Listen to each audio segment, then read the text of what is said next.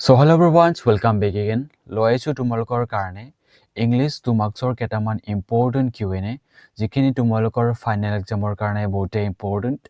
So tumaloke video to skip nokoriba and question bur last toloke bhalke saba. Okay. Etia prothom question to soa. In the poem Keeping Quiet, what is the appeal made by the poet? So at ki koise Keeping Quiet or poeme manuhok ki koribole suggest korise. So at soa appeal means like suggest kora, অনুৰোধ কৰা, okay? যিখিনি words কেইটামান wordsৰ মই meaning কৈ যাম, so তোমালোকে ভালকে চাবা, okay? এতিয়া answerটো চোৱা. In the poem Keeping Quiet, the poet appeals to human beings to stop their activities for a moment and remain quiet. So at কি কৈছে Keeping Quiet or poete poemত মানুহকিটাক এটা জাগাতে থমকি ৰ'ব দিছে আৰু শান্তি নীৰৱতা থাকিবলৈ দিছে. Okay, he wants people to introspect, understand one another. So ইয়াত কি কৈছে যিটো poets তাই বেলেগ introspect মানে নিজৰ মনত লৈ বুজিবলৈ বিচাৰা, okay, বুজি চোৱা, and understand one another. So সিজনে আনজনক বুজিবলৈ চেষ্টা কৰা, and avoid violence, যিটো violence like wars সেইবোৰ ignore কৰা, okay? This silence can help create peace, unity and self-realization, leading to a better world.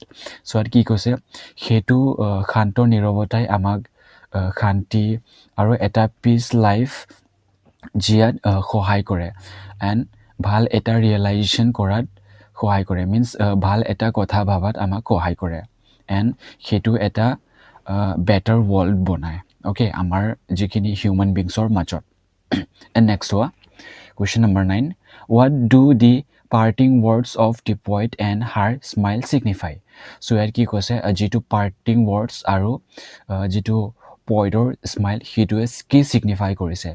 A parting words mean like বিদায় লোৱা, okay? সিজনে আনজনৰ পৰা যেতিয়া দূৰলৈ যাব, so সিজনে আনজনক বিদায় ল'ব, so সেইটো হ'ল parting, okay? The poet's parting words and her smile signify her attempt to hide her inner pain and fear of separation.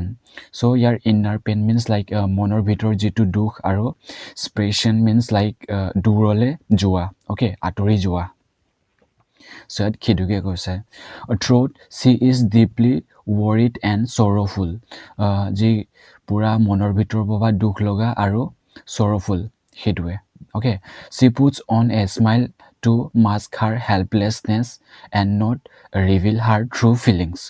Helplessness means like nijor jikhini hosa dukhbur hebul reveal kora nai, and just smile kori mane nijor jikhini dukh mon bitor hebur lukwai rakhise, okay? And next, so next question is right here, question number 10. According to Pablo Neruda, how would keeping quiet be an exotic moment? So at কি কৈছে Pablo Nerudaৰ বাবে যিটো শান্তি নীৰৱতা থকাটো কিয় এটা অদ্ভুত বা বিশেষ মুহূৰ্ত হ'ব পাৰে, okay? Answer to চোৱা. Neruda says that keeping quiet would be an exotic moment because it would bring peace, calmness and unity. So ইয়াত কি কৈছে নেৰুদাই কৈছে যে যিটো keeping quiet শান্তি নীৰৱতা থকাটো তাৰ কাৰণে এটা অদ্ভুত বা বিশেষ মুহূৰ্ত হ'ব পাৰে, কাৰণ সেইটো শান্তি নীৰৱতা আৰু ঐক্য আনে মানুহৰ মাজত, okay, like a better relationship. So it will bring people rise above difference and realization in the importance of silence in understanding life deeply. So ইয়াত কি কৈছে সেইটো মানুহৰ ভিতৰত এটা ডিফাৰেণ্ট থিংকিং আনিব আৰু নিজকে ভালকে ৰিয়েলাইজ কৰিব, okay, and নিজক ইম্পৰ্টেঞ্চ দিব আৰু এইটো চাইলেন্সে নিজক পুৰা মন ভিতৰৰে বুজাত চেষ্টা কৰিব, আণ্ডাৰষ্টেণ্ডিং কৰাত সহায় কৰিব, okay? So next question to চোৱা এতিয়া, question number 11. Describe any 4 things of beauty mentioned in the poem A Thing of Beauty. So A Thing of Beauty nature যিখিনি 4টা elements resources describe কৰিছে, so সেইবোৰ লিখিবলৈ দিছে, okay? সেইটো হ'ল the sun, the moon, trees, old and youngs, clear rills, streams বুলিও জানে, it means like সৰু সৰু জলধাৰা বা নদীবোৰ, okay? সৰু সৰু নদী বা জলধাৰা, These elements of nature give joy and are a sources of internal happiness for mankind. Okay, it means like সেইবোৰ ৰিচোৰ্চেছে মানুহৰ মনত আনন্দ আনে. Okay, and next question number 12, why is the longing of the roadside stand people called childish?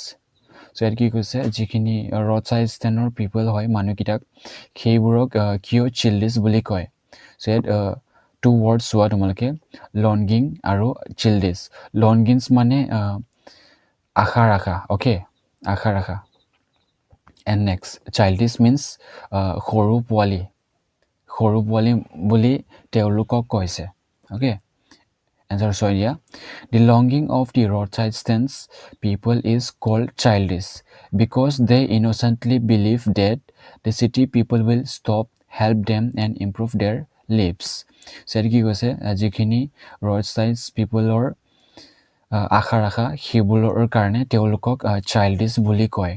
Okay, কাৰণ তেওঁলোকে innocent হয় and believe কৰে যে যিখিনি চিটি পিপল হয় তেওঁলোকে ৰখিব আৰু ইহঁতৰ পৰা বস্তু কিনিব. অ'কে, এণ্ড ইহঁতৰ যিখিনি লিভিং চিটুৱেশ্যন হয় সেইবোৰ ইম্প্ৰুভ হৈ যাব. And their hope is unrealistic as the city people are different and never understand or care about their suffering.